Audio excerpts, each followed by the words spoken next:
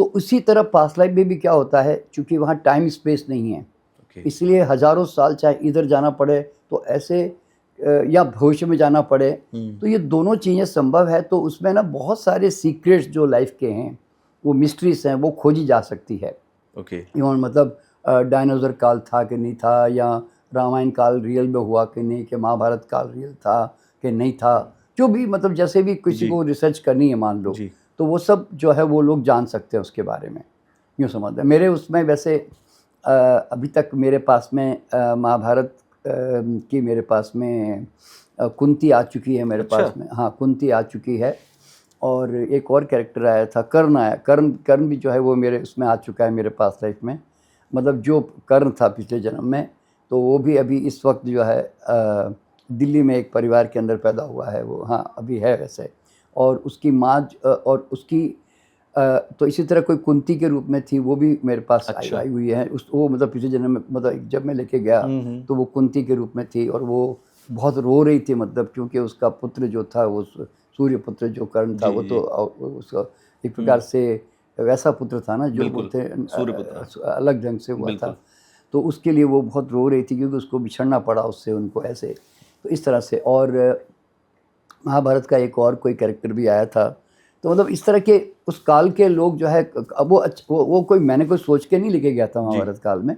वो तो by chance जब उनको मैंने पिछले जन्म की कोई चर्चा की, तो वो अपने आप को उस परिवेश में, दृश्य में उन्होंने देखा अपने आप को, बस ऐसे। तो सर, पता चला यहाँ पर मुझे मैं भी। समझना बस इतना चाहता हूँ, हाँ, आपने कहा जैसे कर्ण का जन्म हुआ हाँ, इस दिल्ली के एक परिवार हाँ के जी, अंदर हाँ जो जी, आपके पास आए। हाँ जी। कर्ण एक मतलब एक बहुत अलग ही ऊँची तरीके के ऊँची एक, आत्मा थी। हाँ, ऊंची आत्मा थी, एक हुँ, हायर सोल थी। हाँ, और अब जब वो एक दिल्ली के परिवार में जन्म लेती है, तो हाँ। क्या ये होता है कि भाई 5000 साल पहले जिसने इतने बड़े हायर सोल के तौर पर जन्म दिया हो, आज भी वो हायर सोल हो? देखिए क्या होता है कि ये बहुत ही अ, अद्भुत बात है कि यूनिवर्स जो है ना, वो बड़े बड़े नियम से चलता है। मैंने ये देखा उसमें। देखिए जनरली क्या होता है, पिछले जन्म में जो भी बहुत राजा महाराजा रहे हैं ना, जैसे कई कई बहुत लोग आते हैं जो पिछले जन्म में राजा थे, जी। मतलब ऐसे थे। लेकिन इस जन्म में वो जो है बहुत ऑर्डिनरी छोटे से घर में पैदा हुए हैं, जहाँ इतने बड़े महल में रह के आए, वो आज जी। छोटे घरों में, फ्लैट में रह रहे हैं आप।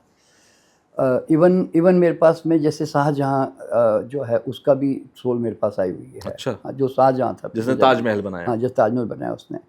लेकिन आपको जानकर के हैरानी होगी कि वो व्यक्ति इस वक्त जो है एक सरदार है, और वो आयरलैंड में जो है वो पेट्रोल पंप पे काम करता रियली? है। जिसने ताजमहल बनाया वो इस ताजमहल जन्म में जिसने एक बनाया। पेट्रोल पंप पे काम हाँ, कर रहा नहीं, है। इसका कारण बता रहा हूँ। जी।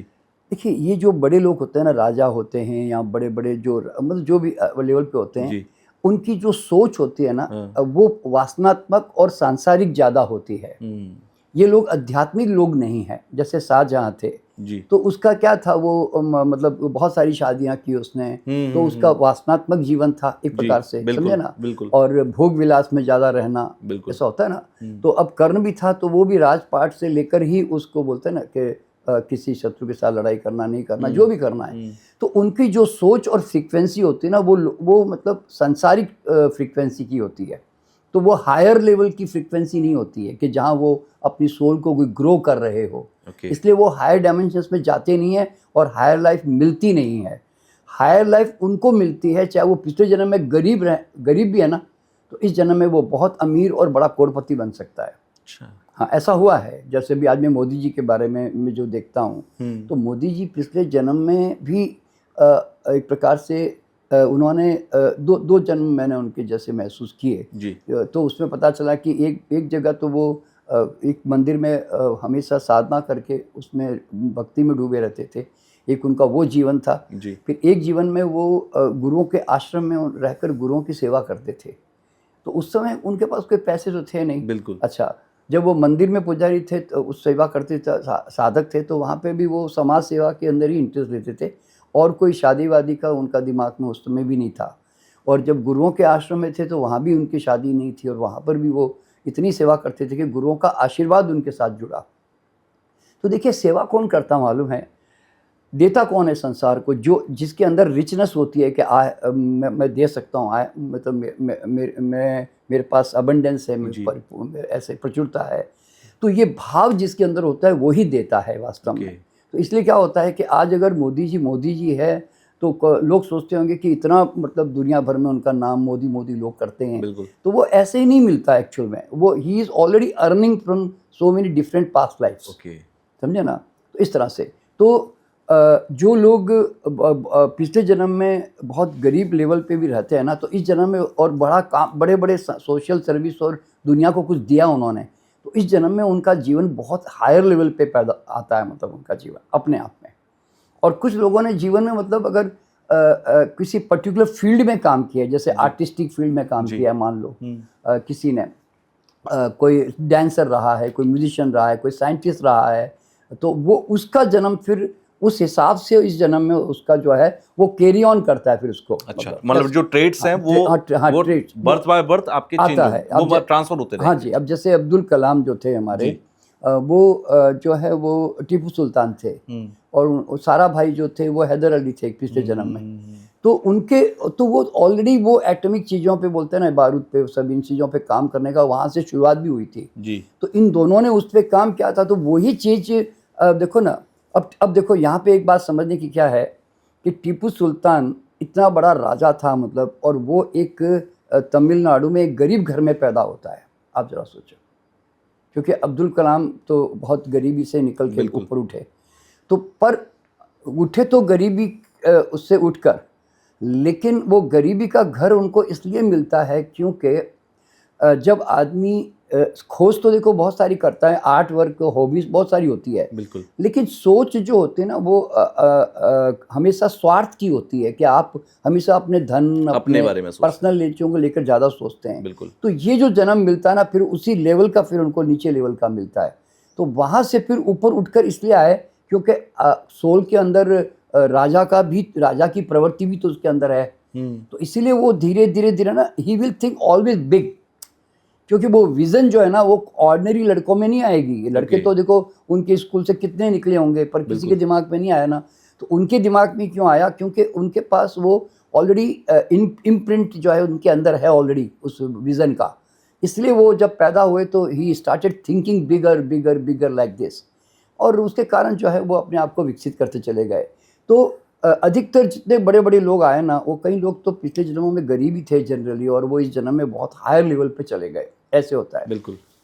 आज देखो, आज जैसे अमिताभ बच्चन है, कि आज शाहरुख खान है, कि आज जो भी आज जया भादुड़ी, रेखा, सब ये आज स्टार बनते भी हैं, तो इसके पीछे जो है ये सब जो है, इवन टॉम क्रूज भी है, ये सब की पिछली जन्म की जो लाइफ देखते हैं, तो ये सब ऑलरेडी इस आर्ट फील्ड में बहुत हायर लेवल पे काम कर चुके होते हैं।